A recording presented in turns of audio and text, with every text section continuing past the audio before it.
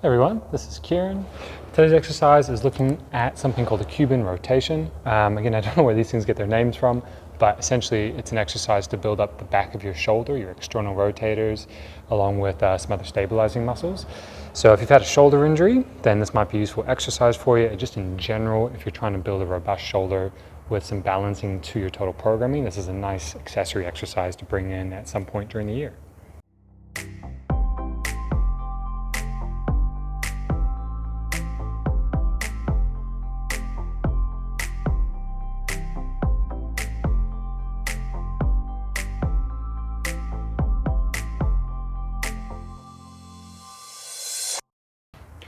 When you're rehabbing a shoulder, we need to consider some of the things that it can do. And obviously some of those things are lifting things overhead. Some of those things are, reaching behind you, pushing, pulling. It's a very mobile joint, and it's the most mobile joint in the body. So there's a lot of capacity for movement. But that capacity has to be under some sense of control. And that control doesn't mean rigid movement. It doesn't mean very cognitive, I'm thinking about it type movement. It just means that if you train your strength to a level at the task level that you're enjoying. So for example, say you want to play a sport where you throw a ball, cricket, baseball, something like that. That's going to have a different baseline strength requirement than someone who's maybe playing soccer or just wanting to hang out the washing. And so you don't necessarily have to go always for large numbers in strength, but you do want to consider what's the task that I'm doing regularly, the thing that's meaningful to me, and then what does that require in terms of strength? And can I get myself to that point, a little bit past it, and then later on you can start to develop like the dynamic abilities.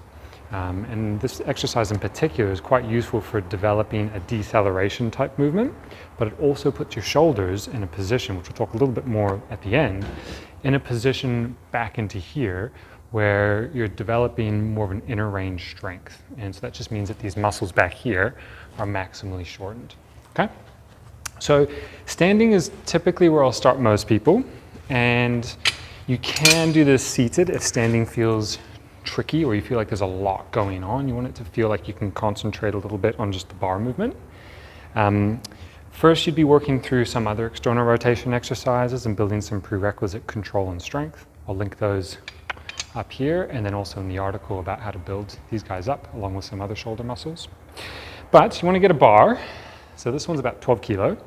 So something that gives you roughly about 90 degrees at the elbows. If it's not exactly that, not a huge deal. It's just going to be a little more comfortable and ask the shoulders to do a little more movement. You want to try and keep your elbows at the same height the whole time, and I'll show you why in a second. And then when you're finishing, can you see that the bar is going behind my elbow? So I'm getting into that little bit of tipping into what would now be my internal rotators being challenged, but I'm encouraging the range of external rotation. My wrists are reasonably straight. I'm not doing that movement by allowing my wrists to extend. Not bad necessarily in a throwing environment. You might be getting into that position, but just to try and bias the shoulder component, it's a little bit better to just keep them straight and solid, okay? Particularly if you've had some wrist injuries in the past.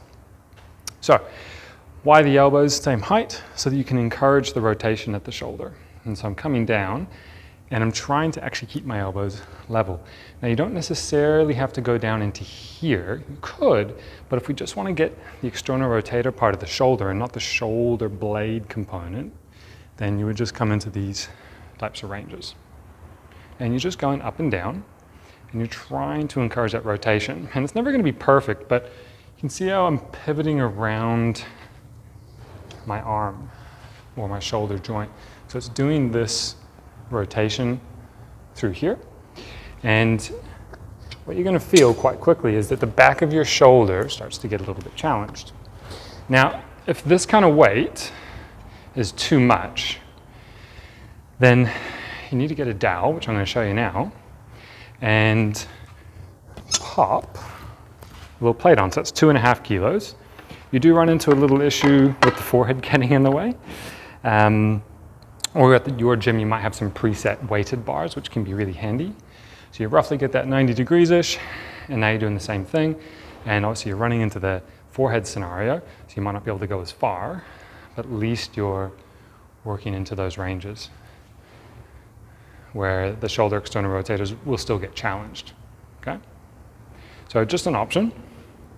And just to come back into here so you guys can see, the muscles I'm talking about are the ones that turn the arm out like this. And it's not necessarily just a turning motion, but they'll also control your arm being able to move through different dynamic ranges. And as I come into here, they sit on the back of the shoulder blade just here.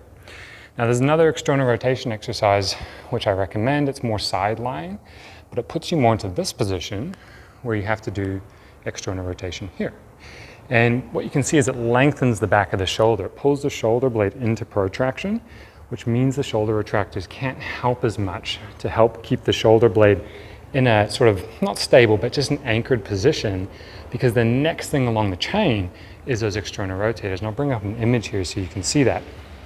And when a muscle's moving at one end, the other end needs to be relatively fixed. And that allows more movement at the other end. Now, if the shoulder blade is in a position which it's harder for it to be fixed, then it's going to be harder to get as much leverage through the other attachment. So what we're talking about is this space in here being long, and then as this external rotators come around to the back of the shoulder here, it's going to be harder for them to generate some force because this is less of a fixation point. Whereas if I come into here, it's going to be a bit more of an energetic effort through the retractors of the shoulder blades, your rhomboids, your middle traps. But it's going to allow now you to generate a little bit more force. And you do feel that when you're doing this exercise on the ground, you definitely hit a bit of a plateau, and breaking past that, you might as well try some other external rotation exercises.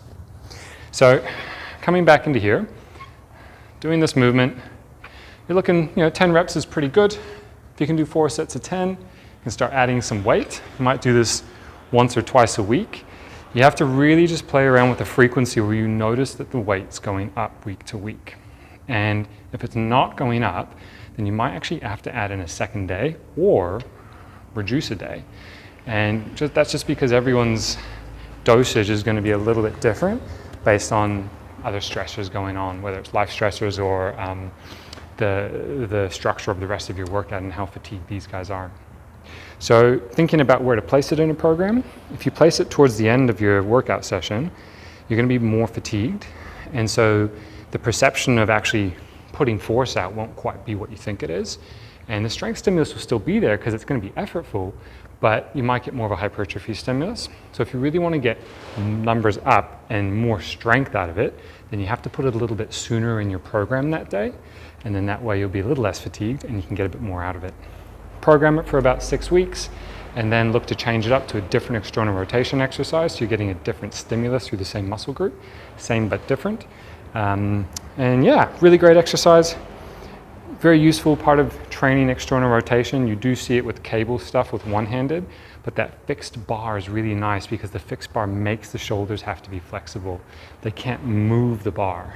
So yeah, it's a really nice addition as an accessory to any shoulder rehab program or just general shoulder strengthening. So give it a go and definitely be interested to hear some of your feedback.